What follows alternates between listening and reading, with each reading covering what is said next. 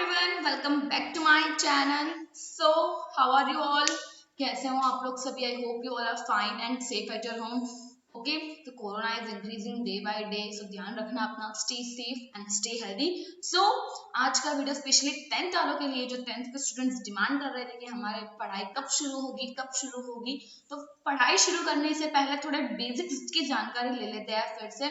बहुत बच्चों को शायद याद नहीं है या 9th में उसे इग्नोर किया हो, क्योंकि 9th वाले बच्चों को भी मास प्रमोशन मिल गया है 10th में। यस, तो आपने नहीं पढ़ा हो या नहीं किया हो, बट कोई बात नहीं, अभी जो मैं बता रही हूँ वो बेसिक्स याद रखना जरूरी है 10th स्टैंडर्ड में। So let's start our video. Okay, so solid shapes तो सबको पता है, 3D और 2D। सॉलिड शेप्स दो तरह के होते हैं, 3D और 2D।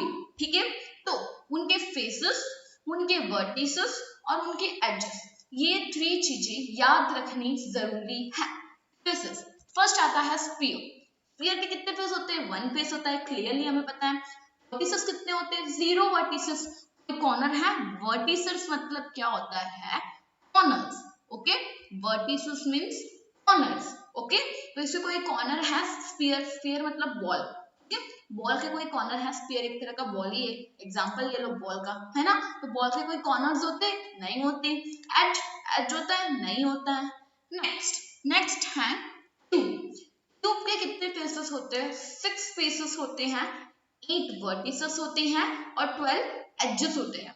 काउंट करना आता है? कैसे करते हैं? वर्टिसेस 1 2, कॉर्नर्स काउंट करने, सारे कॉर्नर्स काउंट करने। तो सारे कॉर्नर्स को काउंट किया तो 8 आ गया, 1 2 3 4 5 6 7 8, ये 8 हो गया, 8 लिख दिया। एंड एजेस मींस ये 1, ये 2, ये 3, ये 4, ये 5, ये 6, ये 7, ये 8, ये 9, ये 10 और उस साइड 2, 11 एंड अंडरस्टूड। तो 12 एजेस लिख लिया मैंने।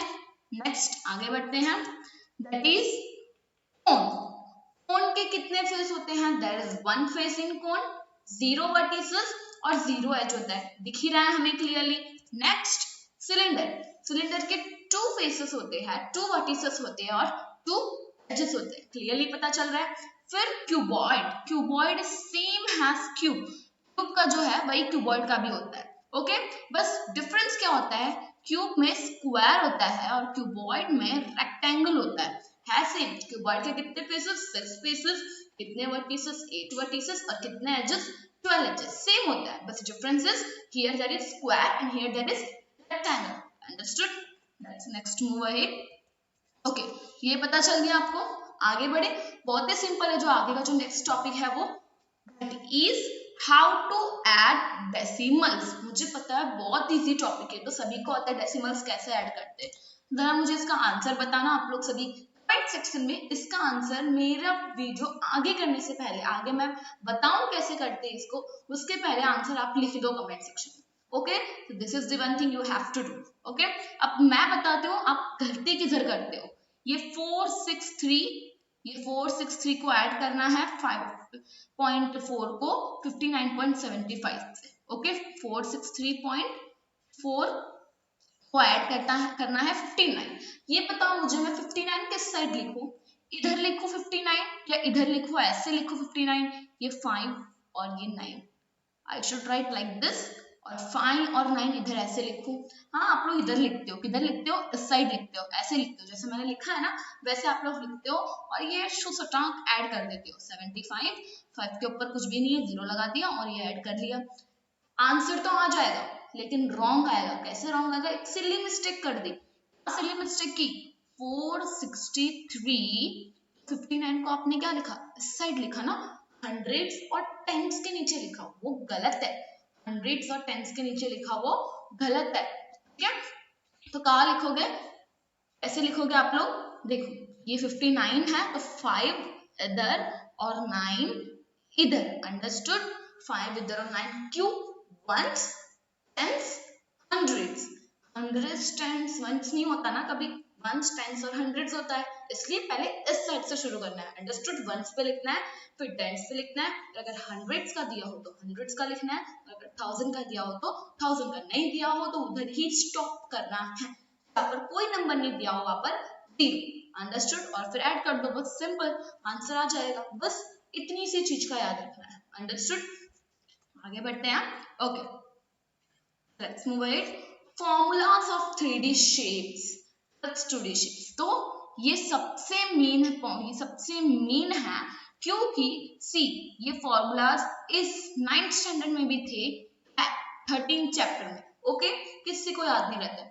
110% sure, cube, cuboid, right circular cylinder, right circular cone, sphere, hemisphere, इतने ये 5 to 6 के formulas, volume, lateral surface area and total surface area. ठीक है, ये क्या है? ये वॉल्यूम है इनके, ये LSA है लेटरल सरफेस एरिया, और CSA कर्व सरफेस एरिया, और ये है total surface area.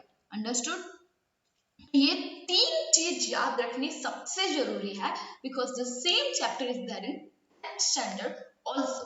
What is the formula? What is the lateral surface area of cuboid? What is the volume of cuboid? And what is the total surface area of cuboid? बहुत easy है, volume है LBH cuboid का, फिर lateral surface area क्या है 2H into L plus B, और total surface area क्या है 2 into LH plus BH plus LB और BL। ऐसे आपको फिर cube, right circular cone, right circular cylinder, फिर स्फीयर, फिर हेमिस्फीयर। 6 जो शेप्स है इनके फॉर्मूलाज, मतलब total surface area, lateral surface area and volume, ये तीन चीज याद रखना बहुत जरूरी है, सबसे इंपॉर्टेंट है ये। See I am marking it as an important, सबसे इंपॉर्टेंट है ये। अपनी एक नोटबुक बना लो अलग से, जिसके अंदर फॉर्मूलाज, इंपॉर्टेंट पॉइंट्स, बेसिक्स, सब कुछ वो नोटबुक में लिख लो। Okay, this is the best for 10th standard students. Okay, इसे लिख लेना अपनी कोई भी एक नोटबुक में, because this is very important, ये याद रखना बहुत जरूरी है। ये याद होगा तो ये समझ आएंगे। अगर आप लोग सोचोगे कि ये 10th स्टैंडर्ड में ये तो फॉर्मूलाज, ये तो कुछ होते ही नहीं है, एक दो में, एक दो सम्स में होंगे या कुछ कुछ में होंगे, सबके क्या काम है।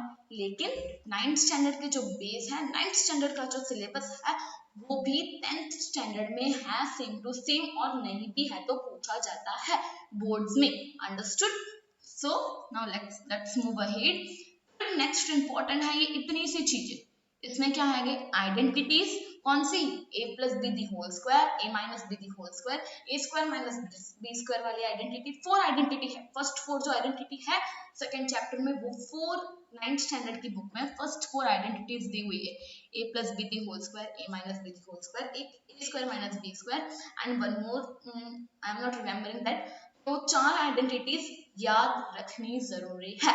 फिर एक्सपोनेंट्स वाला चैप्टर भी है 10th स्टैंडर्ड में, तो उसके अंदर जो फॉर्मूलाज है वो सब भी याद रखने जरूरी है। फिर tables, yes this is the most important thing, that is the tables. Theorems याद रखने बहुत जरूरी है। 8th 9th 10th चैप्टर में जो थियरम्स है 9th स्टैंडर्ड की बुक में, वो सारे थियरम्स एक नोटबुक में लिख लेना 10th स्टैंडर्ड के स्टूडेंट्स। अंडरस्टूड? फिर है कंस्ट्रक्शन। कंस्ट्रक्शन भी बहुत जरूरी है। कंस्ट्रक्शन आप लोग जो करते हो ना, वो बहुत मिस्टेक्स करते हो कंस्ट्रक्शन में। क्वेश्चन क्या दिया होता है, पढ़ते नहीं और चालू कर देते हो, दिस इज रॉन्ग। तो कंस्ट्रक्शन भी जरूरी है। Let's move ahead, that is triangles. अभी इधर है ट्रायंगल्स। ट्रायंगल्स के जो चैप्टर है उसमें similar objects, similar triangles, criteria for similarity, area of similar triangles and Pythagoras theorem, ये मेन है। ये 10th स्टैंडर्ड में भी है और 9th में भी है, तो दोनों का मिक्सअप करके पूरा एक चैप्टर है, तो वो चैप्टर को एक अलग नोटबुक में लिख लेना, ताकि वो बराबर माइंड में फिट रहे। ठीक है, 9th का पढ़ लिया, अभी 10th में आगे का वो आगे का देखा जाएगा। 9th का नहीं पढ़ा है तो पढ़ लेना अभी, भले आपको मास प्रमोशन मिल गया है, वो चैप्टर ओमिट है, नहीं है, रिड्यूस्ड है, जो भी हो, 10th में तो आने ही वाला है वो चैप्टर, इसलिए वो करना जरूरी है। Understood? Now next is circle की बारी आती है। तो तीन ही चीजें इंपॉर्टेंट है सर्कल में। तो रेडियस किसे कहते हैं, सर्क्यूमफ्रेंस किसे कहते हैं, और कोड किसे कहते हैं। बहुत इजी है, मुझे पता है बहुत इजी है, इसके डेफिनेशन याद रखना जरूरी है, और सर्कल का भी definition. Understood? Definition of circle, definition of radius, definition of circumference and code, और circumference का formula that is 2 pi r. Okay? ये 4 चीजें की डेफिनेशंस और इसे कैसे आपको विद एग्जांपल पूछेगा तो भी आपको बताना है, so be careful. Okay, so this was our today's video. If you like my video, please like, share and subscribe my YouTube channel and press the bell icon for updates. और stay tuned, 10th की भी videos आ रही है, 8th की भी videos आ रही है और 9th की भी videos आ रही हैं in this week or in next week, so stay tuned.